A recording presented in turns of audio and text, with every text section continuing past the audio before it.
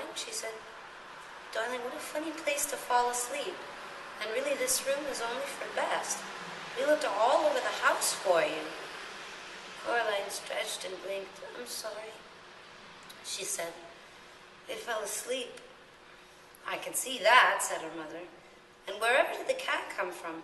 He was waiting by the front door when I came in, shot out like a bullet as I opened it. Probably had things to do, said Coraline. Then she hugged her mother so tightly that her arms began to ache. Her mother hugged Coraline back. Dinner in 15 minutes, said her mother. Don't forget to wash your hands, and just look at those pajama bottoms. What did you do to your poor knee? I tripped, said Coraline. She went into the bathroom, and she washed her hands and cleaned her bloody knee. She put ointment on her cuts and scrapes. She went into her bedroom, her real bedroom, her true bedroom. She pushed her hands into the pockets of her dressing gown, and she pulled out 3 marbles, a stone with a hole in it, a black key, and an empty snow globe. She shook the snow globe and watched the glittery snow swirl through the water to fill the empty world. She put it down and watched the snow fall, covering the place where the little couple had once stood. Coraline took a piece of string from her toy box, and she strung the black key on the string. Then she knotted the string and hung it around her neck. There, she said. She put on some clothes and hid the key under her t-shirt. It was cold against her skin. The stone went into her pocket. Coraline walked down the hallway to her father's study. He had his back to her, but she knew just on seeing him that his eyes, when he turned around, would be her father's kind gray eyes, and she crept over and kissed him on the back of his balding head. Hello, Coraline, he said. Then he looked around and smiled at her. What was that for? Nothing, said Coraline. I just miss you sometimes, that's all. Oh, good, he said. He put the computer to sleep, stood up, and then, for no reason at all, he picked Coraline up, which he had not done for such a long time. Not since he had started pointing out to her that she was much too old to be carried, and he carried her into the kitchen. Dinner that night was pizza, and even though it was homemade by her father, so the crust was alternately thick and doughy and raw, or too thin and burnt, and even though he had put slices of green pepper on it along with little meatballs and, of all things, pineapple chunks, Coraline ate the entire slice she had been given. Well, she ate everything except for the pineapple chunks. And soon enough, it was bedtime. Coraline kept the key around her neck, but she put the gray marbles beneath her pillow. And in bed that night, Coraline dreamed a dream. She was at a picnic under an old oak tree in a green meadow. The sun was high in the sky, and while there were distant fluffy white clouds on the horizon, the sky above her head was a deep, untroubled blue. There was a white linen cloth laid on the grass, with bowls piled high with food. She could see salads and sandwiches, nuts and fruit, jugs of homemade lemonade and water, and thick chocolate milk. Coraline sat on one side of this tablecloth, while 3 other children took a side each. They were dressed in the oddest clothes. The smallest of them, sitting on Coraline's left, was a boy with red velvet knee breeches and a frilly white shirt. His face was dirty, and he was piling his plate high with boiled new potatoes and what looked like cold, whole-cooked trout. This is the finest of picnics, lady, he said to her. Yes, said Coraline. I think it is. I wonder who organized it. Why, I'd rather think you did, miss, said a tall girl sitting opposite Coraline. She wore a brown, rather shapeless dress and had a brown bonnet on her head which tied beneath her chin. And we are more grateful for it and all than ever words can say. She was eating slices of bread and jam, deftly cutting the bread from a large golden brown loaf with a huge knife, then spooning on the purple jam with a wooden spoon. She had jam all around her mouth. Aye, this is the finest food I've eaten in centuries, said the girl on Coraline's right. She was a very pale child, dressed in what seemed to be spider's webs, with a circle of glittering silver set in her blonde hair. Coraline could have sworn that the girl had 2 wings, like dusty silver butterfly wings, but not bird wings coming out of her back.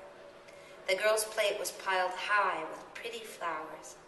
She smiled at Coraline as if it had been a very long time since she had smiled, and she had almost, but not quite, forgotten how. Coraline found herself liking this girl immensely.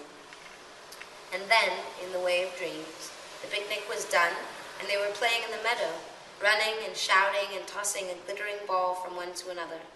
Coraline knew it was a dream then, because none of them ever got tired or winded or out of breath. She wasn't even sweating. They just laughed and ran in a game that was partly tag, partly piggy in the middle, and partly just a magnificent romp. 3 of them ran along the ground while the pale girl fluttered a little over their heads, swooping down on butterfly wings to grab the ball and swing up again into the sky before she tossed the ball to one of the other children. And then, without a word about it being spoken, the game was done, and the 4 of them went back to the picnic cloth where the lunch dishes had been cleared away, and there were 4 bowls waiting for them. 3 of ice cream, 1 of honeysuckle flowers piled high. They ate with relish. "Thank you for coming to my party," said Coraline, "if it is mine." "The pleasure is ours, Coraline Jones," said the winged girl, nibbling another honeysuckle blossom. "If there were but something we could do for you, to thank you and to reward you." "Aye," said the boy with the red velvet breeches and the dirty face. He put out his hand and held Coraline's hand with his own. It was warm now. "It's a very fine thing you did for us, miss," said the tall girl. She now had a smear of chocolate ice cream all round her lips. "I'm just pleased it's all over," said Coraline. Was it her imagination, or did a shadow cross the faces of the other children at the picnic? The winged girl, the circlet in her hair glittering like a star, rested her fingers for a moment on the back of Coraline's hand. "It is over and done with, for us," she said. "This is our staging post. From here we 3 will set out for uncharted lands, and what comes after, no one alive can say." She stopped talking. There's a but, isn't there?" said Coraline. "I can feel it, like a rain cloud." The boy on her left tried to smile bravely, but his lower lip began to tremble, and he bit it with his upper teeth and said nothing. The girl in the brown bonnet shifted uncomfortably and said, "Yes, miss." "But I got you 3 back," said Coraline. "I got Mom and Dad back. I shut the door. I locked it. What more was I meant to do?" The boy squeezed Coraline's hand with his. She found herself remembering when it had been she trying to reassure him, when he was little more than a cold memory in the darkness. "Well, can't you give me a clue?" asked Coraline. "Isn't there something you can tell me?" "The beldam swore by her good right hand," said the tall girl, "but she lied." "My governess," said the boy, "used to say that nobody has ever given more to shoulder than he or she can bear." He shrugged as he said this, as if he'd not yet made up his own mind about whether or not it was true. "We wish you luck," said the winged girl, "good fortune and wisdom and courage, although you have already shown that you have all 3 of these blessings, and in abundance." "She hates you," blurted out the boy. "She hasn't lost anything for so long. Be wise, be brave, be tricky." "But it's not fair," said Coraline in her dream angrily. "It's just not fair. It should be over." The boy with the dirty face stood up and hugged Coraline tightly. "Take comfort in this," he whispered. "Thou'rt alive. Thou livest." And in her dream, Coraline saw that the sun had set and the stars were twinkling in the darkening sky. Coraline stood in the meadow, and she watched as the 3 children, 2 of them walking, 1 flying, went away from her across the grass, silver in the light of the huge moon. The 3 of them came to a small wooden bridge over a stream. They stopped there and turned and waved, and Coraline waved back. And what came after was darkness. Coraline woke in the early hours of the morning, convinced she had heard something moving, but unsure what it was. She waited. Something made a rustling noise outside her bedroom door. She wondered if it was a rat. The door rattled. Coraline clambered out of bed. "Go away," said Coraline sharply. "Go away or you'll be sorry." There was a pause. Then the whatever it was scuttled away down the hall. There was something odd and irregular about its footsteps, if they were footsteps. Coraline found herself wondering if it was perhaps a rat with an extra leg. "It isn't over, is it?" she said to herself. Then she opened the bedroom door. The gray pre-dawn light showed her the whole of the corridor, completely deserted. She went towards the front door, sparing a hasty glance back at the wardrobe door, mirror hanging on the wall at the other end of the hallway, seeing nothing but her own pale face staring back at her, looking sleepy and serious. Gentle, reassuring snores came from her parents' room, but the door was closed. All the doors off the corridor were closed. Whatever the scuttling thing was, it had to be here somewhere. Coraline opened the front door and looked at the gray sky. She wondered how long it would be until the sun came up, wondered whether her dream had been a true thing, while knowing in her heart that it had been. Something she had taken to be part of the shadows under the hall couch detached itself from beneath the couch and made a mad, scrabbling rush on its long white legs, heading for the front door.